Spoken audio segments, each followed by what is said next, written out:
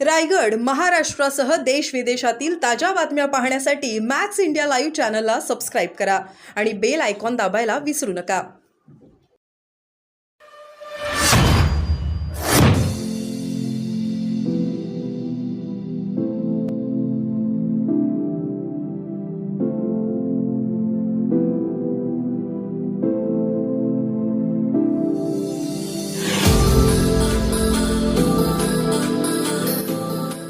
प्रयत्न आहे एवढंच आम्ही. जरांगे अखेर राजकारणामध्ये उतरत आहे. त्यांनी अर्ज लोकांचे मागवलेले आहेत. त्यांच्या मागे म्हणजे ह्या सगळ्या आंदोलनाच्या मागे राजकारणात येणं हाच एक उद्देश होता असं वाटायला लागलंय. मला काही माहीत नाही, परंतु लोकशाहीमध्ये तुम्ही सुद्धा पक्ष काढू शकता, तुम्ही सुद्धा पार्टी काढू शकता, तुम्ही सुद्धा निवडणुकीला उभं राहू शकता. सगळ्यांचा ज्या लोकशाहीमध्ये जे आहे हक्क आहे आणि त्याने तो जरूर बजावला पाहिजे. इच्छा असेल तर राजकारणात आलं पाहिजे, इच्छा असेल तर उमेदवार उभे केले पाहिजे आणि जनतेमध्ये जाऊन ज्या प्रचार करायला लोकशाहीने तुम्हाला सर्व अधिकार दिलेले आहेत. सर तुम्ही आवाहन केलेलं होतं त्याप्रमाणे शरद पवार साहेब मुख्यमंत्र्यांशी भेटतायत, परंतु तुम्ही म्हणाला होता की त्यांची इच्छा होती की 4-5 लोकांशी भेटायचं, परंतु असं दिसतं की फक्त मुख्यमंत्र्यांशी भेटतायत. दोन्ही उपमुख्यमंत्र्यांना डावललं जात आहे का असं होतं? माझ्याशी जी चर्चा झाली पवार साहेबांची ती मी सांगितली. त्याच्यानंतर पुढे मी इथे नव्हतो सुद्धा, बाहेर परदेशात होतो. पण त्याच्यानंतर पवार साहेब आणि मुख्यमंत्री यांच्या भेटी झालेल्या आहेत. त्याच्यानंतर त्या काय झालं त्या दोघांमध्ये ते आम्हाला कल्पना नाही. मग ते आता दोघे ठरवतील काय पुढे करायचं. मुख्यमंत्री या मुद्द्यावर आता पंतप्रधानांची पण भेट घेणार आहे असं कळतंय. मुख्यमंत्री या संपूर्ण जे मराठा ओबीसीचा काही वाद चालू होते त्या मुद्द्यावर पंतप्रधानांना सुद्धा भेटणार आहेत. आज भेटणार होत्याची चर्चा होती पण आजचा पोस्टपोन. मला काही कल्पना नाही. जनसन्मान योजनेची यात्रेची जी सुरुवात आहे, प्रत्येकाचं आपापलं मत आहे व्यक्त करायला काय हरकत नाही. पण जरांगे पाटील 288 जागांवरती निवडणुकीची चाचपणी करतात. आनंद आहे, त्यांनी करायला पाहिजे. तुम्ही सुद्धा पक्ष काढा, तुम्ही सुद्धा लोक उभे करा. लोकशाहीमध्ये प्रत्येकाला अधिकार आहे, कुणालाही तुम्ही थांबवू शकत नाही. जनसन्मान योजनेची सुरुवात जी आहे ती खरं नाशिकमधून होतीये. नाशिकमधलं खरं तर लोकसभेचा आपण निकाल बघितला तर एक फटका राष्ट्रवादीला बसल्याचं पाहायला मिळालं, महायुतीला बसल्याचं पाहायला मिळालं. त्याच्यामुळे नाशिकमधून सुरुवात होती. दादा सातत्याने बोलतात ते कांद्याने वांदा केलाय म्हणून. नाशिक ही जी आहे मंत्रभूमी तंत्रभूमी आहे, तर एक पावन भूमी आहे. आणि त्याचबरोबर आता नाशिकचा जो आहे उद्योगामध्ये सुद्धा विकास होत आहे. त्याच्यामुळे एक चांगलं उत्तर महाराष्ट्रातलं ती एक प्रमुख शहर आहे. त्यामुळे उत्तर महाराष्ट्रामध्ये जर पोहोचायचं असेल तर नाशिकद्वारा सहज पोहोचता येईल.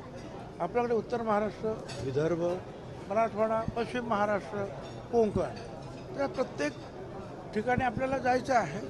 नाशिकमधून सुरुवात करतो एवढंच आहे. कधी कधी आपण तुळजापूरवरून सुरुवात करतो, कधी कधी आपण कोल्हापूरवरून सुरुवात करतो. यावेळेला नाशिकमधून जनसंवाद यात्रा सुरू करतो. पण कांद्यामुळे वांदा झालाय का सर? कांद्याला जो राष्ट्रवादी काँग्रेस पक्षाचं वाटेवर ह्या सगळ्या ज्या गोष्टी ज्या आहेत ह्या ह्याच्या कुठल्या राष्ट्रवादीच्या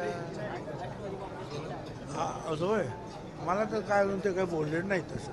भुजबळ साहेब, पण ते नाशिक तुम्ही म्हणत होता नाशिकमधूनच का कोणी कुठं चालू करू शकतं, ते काय काउंटर आहे का? जिथे पवार साहेब पहिल्यांदा गेले होते. नाशिक ही जी आहे पहिल्यापासून आम्ही नाशिकला आमचं मंत्रभूमी आणि आता यंत्रभूमी आणि कृषी क्षेत्रातली तंत्रभूमी असं आम्ही म्हणतो आहोत.